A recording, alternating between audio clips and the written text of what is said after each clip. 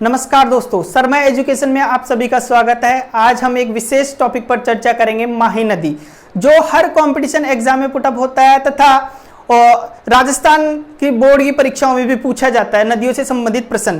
तो आज हम बात करेंगे माही नदी की। देखिए, माही नदी की कुल लंबाई के बारे में जान लेते हैं। पहले तो ये है 576 किलोमीटर और राजस्थान में प्रवाहित होने वाली लंबाई है 171 किलोमीटर तथा ये कहां पे गिरती है? खंबात की खाड़ी में गिरती है। ठीक है, अब ये कहां से उद्गम होता है इसका? देखिए, मेहंद झील, विंध्याचल पर्वत, धार जिला, मध्य प्रदेश से इसका उद्गम होता है तथा राजस्थान के खांडू गांव बांसवाड़ा में ये प्रवेश करती है। खांडू गांव से जैसे ही आगे बढ़ती है तो इस पर एक बांध बना हुआ है, माही बजाज सागर बांध। माही बजाज सागर बांध से आगे ये चलती है तो जाकर घूमती है नवा टापुरा नामक शहर पर ये जाती है और वहां से घूमती है। ठीक है, अब देखिए यहां पर नवा टापुरा में आकर इसमें दो नदियां और मिलती हैं। छोटी सांदड़ी की पहाड़ियां प्रतापगढ़ से एक नदी निकलती है जिसका नाम है जाखम नदी आकर नवा टापुरा पे इस पे मिलती है तथा एक नदी है सोम बीछा मेड़ा की पहाड़ियां उदयपुर से निकलती है जहां पर प्रसिद्ध ऋषभ देव जी का मंदिर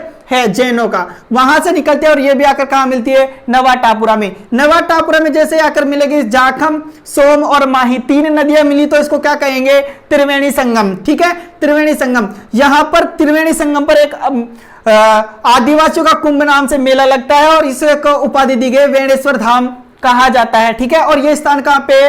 डूंगरपुर में। यहां से वापस ये रिटर्न में निकलती है, मतलब कहने का मतलब है उल्टे युवाकार में जाती है और आगे बढ़ते हुए ये बांसवाड़ा से एक नदी निकलती है चाप, जो इसमें आकर मिलती है। जैसे ही आगे प्रवाहित होगी तो डूंगरपुर से एक नदी निकलेगी, मोरेन नदी, जो गलियाकोट नामक स्थान पे आकर इसमें मिलेगी। आगे जैसे ही प्रवाहित होगी तो मोलेडी खेड़ा बांसवाड़ा में एक नदी और आकर मिलेगी, अनास। अब ध्यान रखिए, ये अनास नदी है जो अंबर गांव की पहाड़ियां मध्य प्रदेश से निकलती है और बांसवाड़ा में प्रवेश करते हुए ही मोलेडी खेड़ा बांसवाड़ा में नामक जगह पर आकर किसमें मिल जाती है?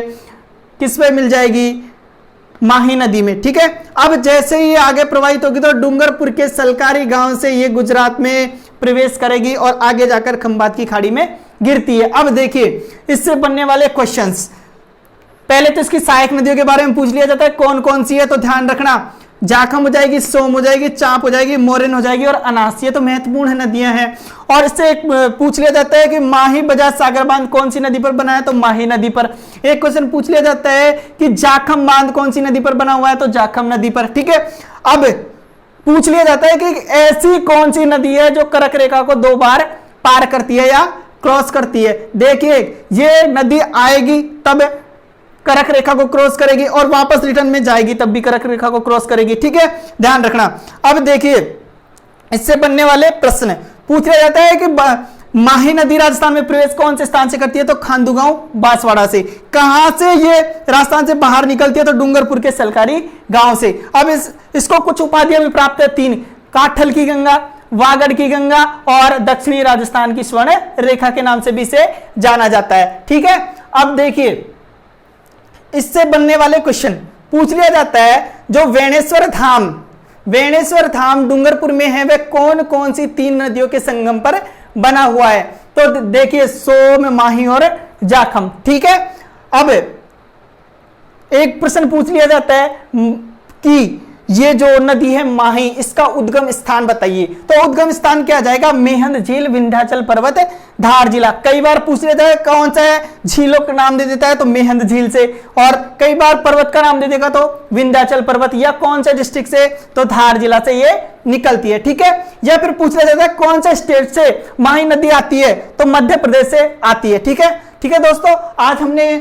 थोड़ी सी जानकारी ली है माही नदी के बारे में। तो धन्यवाद दोस्तों, और आपको कि इसमें कुछ भी पूछना हो तो उसे कमेंट बॉक्स में डालिए, और आपको कोई भी टॉपिक पढ़ना है तो उसे कमेंट बॉक्स में जरूर डालें, उससे रिलेटेड हम चर्चा जरूर करेंगे। धन्यवाद।